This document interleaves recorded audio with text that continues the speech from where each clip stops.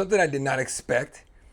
Jonathan Gannon gave us a wild moment of sorts at his press conference yesterday, and we got to talk about it. Welcome back to Cardinals Daily. I'm Eddie Law. Hit that sub, tap that like, ring the bell, leave a comment.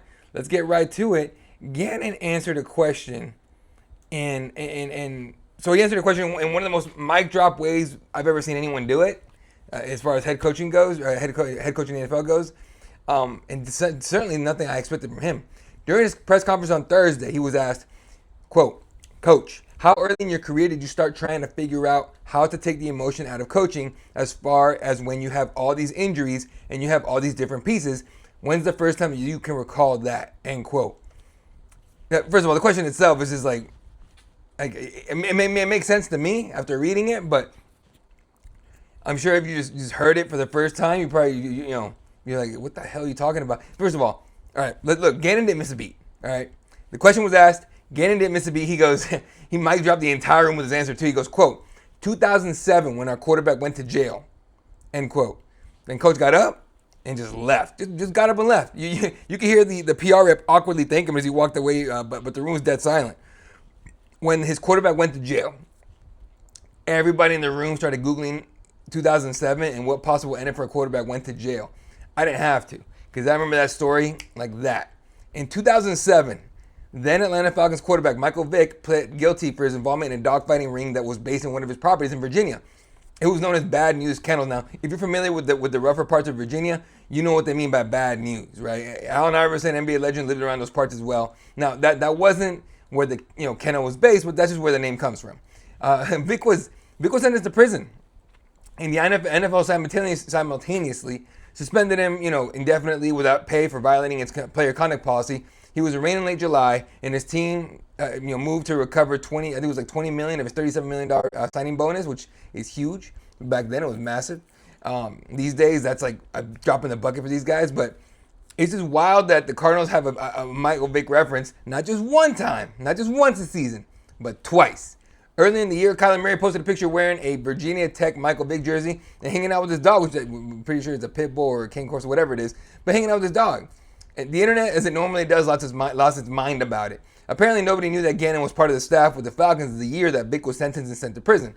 Gannon didn't seem to be in the mood to answer questions at all the entire presser anyway that weren't about the Green Bay Packers coming up this weekend. And that was the perfect mic drop answer. And he got up and just went about his business. That was it. He just walked out. So that was a wild thing. If you go online, I guarantee you can find the clip. And to me, the most interesting part is the reporters, the journalists in the room, silent, not a word. I'm pretty sure none of them can remember off the top of their head who went to prison, what quarterback went to prison in 2007 or jail in 2007. It's just a crazy story. And if you look back at the story of Michael Vick, like the guy, generational talent, right? That the only thing he did wrong really was that, and it was a really bad thing he did, obviously, right? They've done documentaries about it. At this point, some people have forgiven him because look, he paid it. He did his time.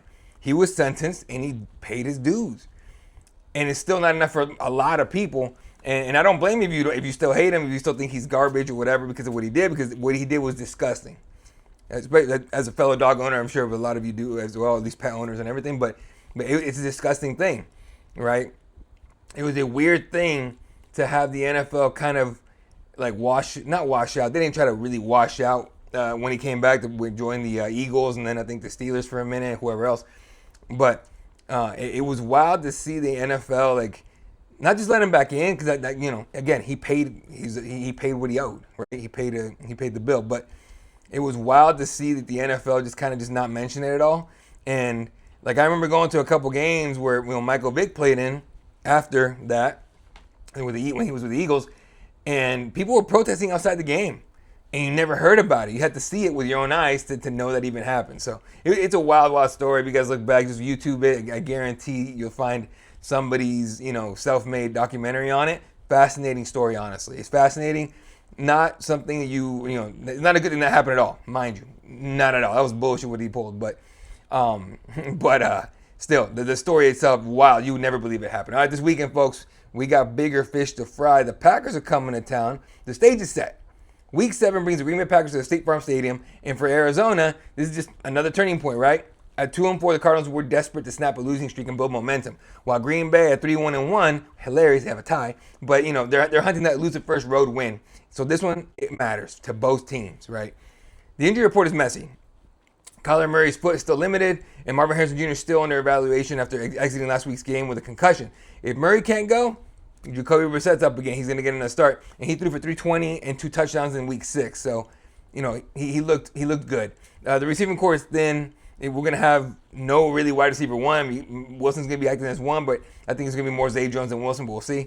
And the backfield has been ravaged by, injuries, right? No James Conner, Trey Benson, or Amari DeMercado. I think Amari missed practice again, so he's going to be questionable. We're going to be definitely put together with tape here this weekend. Arizona's turnover of tight ends also continues. Josiah DeGar was promoted to the roster ahead of this game because we need a third tight end.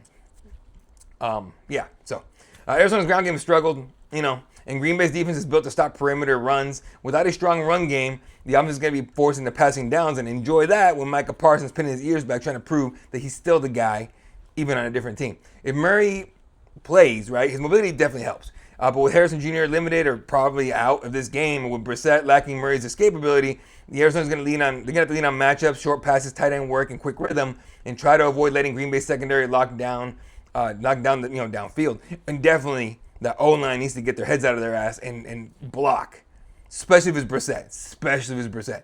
Because I'm telling you that Micah Parsons is going to pin his ears back. He's going to be a problem this weekend if he plays, which he should play. I didn't see him on the injury report at all. Jordan Love. The Packers like to stretch that field, right? And he's going to do that. They're going to test Arizona's vulnerability in the passing game. With our defense, it's held up early in games, but we fold. Fourth quarter, fold. They don't even show up to the game anymore after that. And if our interior line, the D line can disrupt, force Love off rhythm, and create some negative plays, that helps the defense stay in the game. On the flip side, if Green Bay can establish Josh Jacobs, right, get his running set up and in rhythm, we're going to be forcing the softer coverages, and it's going to be just bad. It's going to be a snowball effect if we let that happen. So this game starts and ends up front. The offensive line is to hold its own against Green Bay's front seven, especially with a thin running back room. Whether it's Kyler or Jacoby at quarterback, they can't be forced into any third and long situations all afternoon, right? We're solid. We can convert third down. We're good at that. Right, but we can't get into third and longs all game long and expect to win this game or even keep it close. With the trenches, you win the trenches early, you control the tempo, you stay balanced. That's how you take the edge rushers out of the game, which would be nice to get Micah Parsons out of the game. If Brissett gets the nod, expect a short passing script, right? Quick outs, screens, tight end seams, anything that neutralizes pressure and keeps the sticks moving. If Murray plays, his mobility gives you more freedom, but the game plan should still focus on rhythm. Now, the one thing we know about Kyler Murray is rhythm is not his thing this year. He just doesn't have it. The longer Arizona holds the ball, the more dangerous, that pass rush is going to be very, very quickly. They're going to become very crazy. Love looks great when he's in rhythm, when he has a clean pocket, first read is open, play action is cooking. But when you get him off schedule, the mechanics slip and he makes mistakes. That's guaranteed. He does it every time you get him off schedule. That means creative pressure looks, disguise your blitzes, make him second guess himself, right? Make him second guess what he's seeing pre-snap. We don't need a shutout. We just need disruption. That bend and not break. We definitely need to not freaking break in this game. This has been the Cardinals' Achilles heel all year long. The defense looks solid early, then collapses late. You can't do that against a team like the Packers that loves, long back-breaking drives, right? They kill the clock. They really do. You close out strong, make 1 or 2 key stops late, and give yourself a chance to steal the game. It is what it is. Penalties, turnovers, blown assignments, those have crushed us in every game we've lost this year. And with the roster banged up, we don't have any room for mistakes. We just don't. We got to protect the ball, play smart situational football, and make Green Bay earn every yard. If Arizona can do those things, control the line, play fast, disrupt Love in their offense, finish strong and stay disciplined, we have a chance to win this game at home.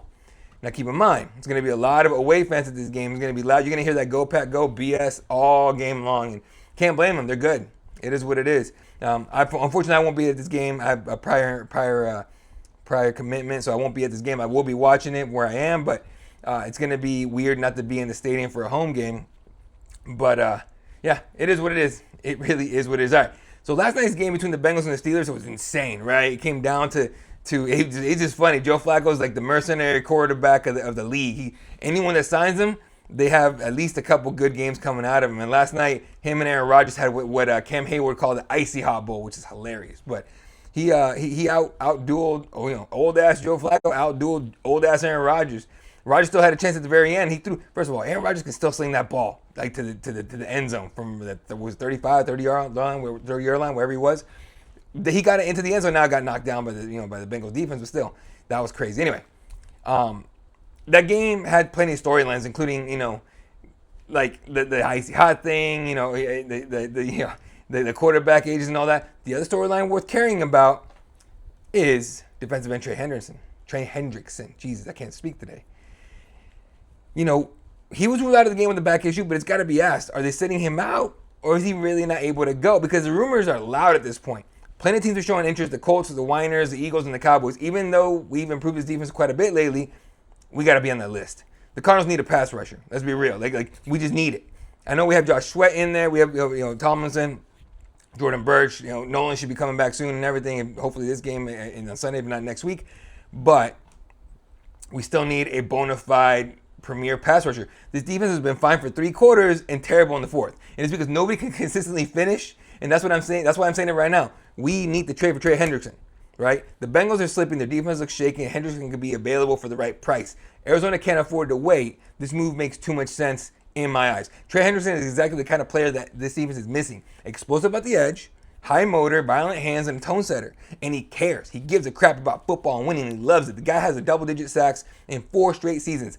4 straight seasons of consistent production. What's consistent about our defense? Buda Baker. And even this year, he's kind of slipping a little bit, right? At least this year, Mac Wilson Sr., yeah, sure. But outside of that, not really much, right? Since 2020, only Myles Garrett and TJ Watt have been more reliable than Hendrickson when it comes to pressuring quarterbacks. Now, look at the Cardinals defense right now. They rank near the bottom of the league in sacks, pressure rate, and fourth quarter stops, I believe. But Jonathan Gannon's scheme is built around discipline and gap integrity. But it only works if you got closers, and right now, we don't. You know what I mean? Game 1 or game 2, I forget which one it was with Campbell. The Panthers game, the first home game, where Campbell called game by sacking Bryce Young. That was the last time we had a finishing sequence, right, with Campbell in there. And he hasn't done much since then. So Hendrickson, gives you that alpha off the edge. The kind of player who makes everyone around him better. If he goes in there and does his thing, everyone gets better. The secondary, the linebackers, the corners, the entire front 7, everyone's better. And here's the thing. This is not a win now move. We're not in win now mode, quite clearly, right? It's a culture move. You add a guy who plays with violence, with effort, and he's a professional on top of that. He fits the DNA of what Gannon and Nick Rallis are trying to build. This defense needs someone who can end drives, not just manage them. If you're Monty Ossenford, you got to pick up the phone right now, right? Offer a second rounder, maybe a late conditional pick, something like that. Something that gives Cincinnati value when you get a proven star, right? Because here's the truth: the Cardinals can't keep preaching development when losing the games the same way every single week. We just can't do that. Hendrickson's the kind of guy who's a difference maker, who will flip a close loss into a win, the kind who changes your identity overnight. And if Arizona's serious about turning the corner in 2025, I think this would be the move that'd be worth doing, worth pulling off. Bengals don't need him for a rebuild, but the Cardinals, we don't just need him for a rebuild. We need him for the future. We need him for a culture change. We need him like we need a guy like T.J. Watt. Like J.J. Watt had that. J.J. Watt brought in a different kind of culture to this team, but he was so old, it didn't really matter. It's it is what it is. But I would love to get your Hendrickson here. So the rumor is that the Bengals are looking for a young player and a second rounder. I think it's doable. I don't know who you would send over there, but I think it's very much doable. I think Monty, you got to get on it, dude. You got to get on it. All right, comment time, folks. It's been a week. Unfortunately, I wasn't able to screenshot these and get them on the screen for you, so I will be reading them off the actual video. We'll start off with the first video this week, which was around Cardinals losing, obviously, the defensive collapse, and Brissett proving Kyler's not the guy. First comment, GTO 222. This is the best Kyler has looked all year. Past time to trade or release him. We have a quarterback that has been on the bench, draft offensive line, and a quarterback. Not against it, right? Now, our O-line is better than it's been in a while, but you could definitely make it better. There's a couple guys in the draft coming up, and when we get closer to the offseason, actually, when we get in the offseason, I'm going to be doing long study sessions of possible draft picks, and offensive line and quarterback are definitely the top 2 positions I want to look at, including a little bit of linebacker here. I want to see some linebacker prospects. Evan Frank, 1903, says, I agree defense was garbage. Colts ran all over that horrible zone scheme. Jonathan Taylor whooped their ass. Mr. King Plum Tree, why does it have to be like this? I'm wondering. I'm really wondering. V Swain 47 says, I hope our idiot coaching staff now realizes that we are a pass first, run second team. Brissett did a great job. Keep Murray on the bench for the rest of the year, and we might have a chance to finish a decent finish to the season. And if we fire our defensive coordinator, I think you got to get rid of the offensive coordinator first. I think Rouse has done okay. I think this has a lot to do with execution and personnel more than the scheme. But keep in mind, Gannon was the guy who was the Eagles, defensive coordinator that I think dropped a 24-point lead against the Chiefs in that first meeting in the Super Bowl. You got to remember that too. DANCZ6C. I don't know how you came up with that name, dog, but hey. We haven't had a pass rush since Kime let Chandler Jones go. We need to sign Hendrickson as a unrestricted free agent, but we won't.